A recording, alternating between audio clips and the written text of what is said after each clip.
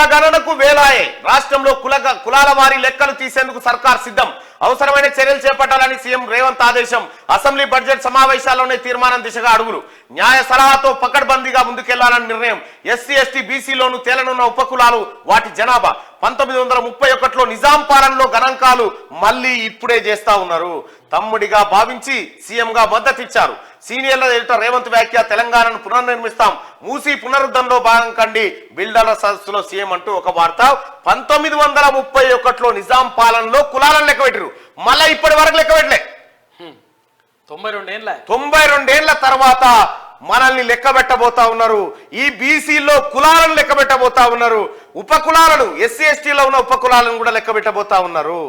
So అత్యంత interesting విషయం ఏంటంటే తెలంగాణ రాష్ట్రంలో ఉన్నటువంటి వెలమలు ఎంతమంది ఇది తేలబోతా ఉంది. ఎన్నికల ప్రచార సమయంలో హామీ ఇచ్చినట్టు కులగణనకు కాంగ్రెస్ సర్కార్ సిద్ధమైంది. రాష్ట్రంలో త్వరలో కులగణన చేపడతామని ముఖ్యమంత్రి రేవంత్ రెడ్డి ప్రకటించారు. ఎస్సీ ఎస్టీ బీసీ మైనార్టీ శాఖలపై శనివారం సమీక్ష నిర్వహించారు. ఈ సందర్భంగా ఎన్నికలకు ముందు ప్రజలకు ఇచ్చిన మాట ప్రకారం తమ ప్రభుత్వం కులగణన నిర్ణయానికి కట్టుబడి ఉందని, ఇందుకు అవసరమైన చర్యలు చేపట్టాలని అధికారులను ఆదేశించారు. ఈ విషయంలో జాప్యం లేకుండా చర్యలు తీసుకోవాలని, అవసరమైన ప్రణాళికను పకడ్బందీగా నిర్వహించాలని అధికారులకు ప్రభుత్వం సూచించినట్టు తెలుస్తోంది. ఇందుకు ఎదురయ్యే ఇబ్బందులు, తలెత్తే సమస్యలు సహా అన్ని వివరాలను బడ్జెట్ సమావేశాల్లో పొందజేయాలని నిర్దేశించినట్టు సమాచారం. బడ్జెట్ సమావేశాల్లోనే కులగణన అంశాన్ని ప్రస్తావించి ఆ మేరకు తీర్మానం ప్రవేశపెట్టబోతా ఉన్నారు.